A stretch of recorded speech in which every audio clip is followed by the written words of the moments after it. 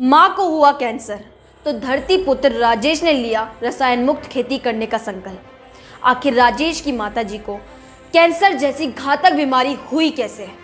आइए जानते हैं।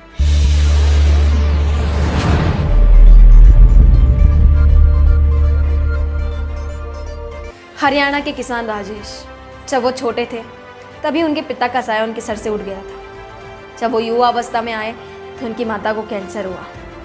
चंडीगढ़ के किसी अस्पताल में उनकी माता का इलाज चल रहा था। तब डॉक्टर ने उन्हें बताया कि उनके कैंसर का प्रमुख कारण है खेती में यूज़ की जाने वाली रासायनिक खाद और कीटनाशक। तभी उन्होंने भगवान से प्रार्थना की और संकल्प लिया कि अब वो ऑर्गेनिक खेती करेंगे और किसान भाइयों को भी प्रेरित करेंगे कि वो ऑर्गेनिक खेती करें।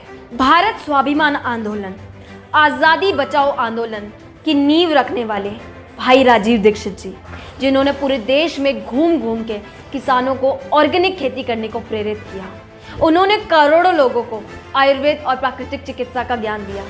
उन्होंने बताया कि लोगों को चिकित्सक की नहीं, चिकित्सा की ज्ञान की जरूरत। आपको सुनकर बहुत दुख होगा कि आप सब में मिलकर हर साल लगभग 200 मिलीग्राम जहर इन जंतुनाशकों का, कीटनाशकों का अपने शरीर में भोजन के रूप में खा जाते हैं, जो शरीर को भिन्न भिन्न बीमारियों का शिकार बना देते हैं। एक किसान के लिए धरती माँ समान होती है।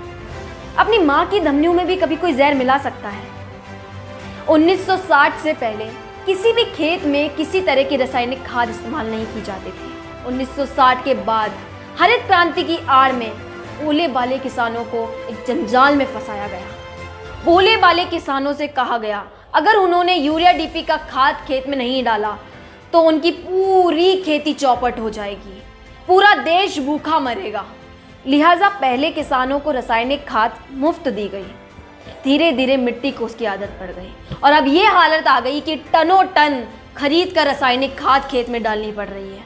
और उसका अंजाम ये हुआ कि आज हम जो फल, अन्न और सब्जियां खा रहे हैं वो जहरीली बन चुकी है। आज जितनी भी बड़ी बड़ी बीमारियां जैसे diabetes, asthma, migraine, heart attack, heart blockage, kidney problem, stomach problem, liver problem और कैंसर जैसी बड़ी बीमारियां, इनके प्रमुख कारण हैं रासायनिक खाद और कीटनाशक। आज हम 131 करोड़ देशवासियों को संकल्प लेना चाहिए कि राजीव दीक्षित जी के ज्ञान को पूरे विश्व तक फैलाएंगे और उनके अधूरे सपनों को पूरा करने में जी जान लगा देंगे। मैं भारत को भारतीयता की मान्यता के आधार पर फिर से खड़ा करना चाहता हूं, उस काम में लगा हूं।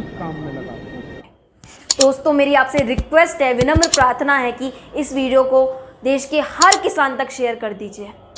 जय आयुर्वेद।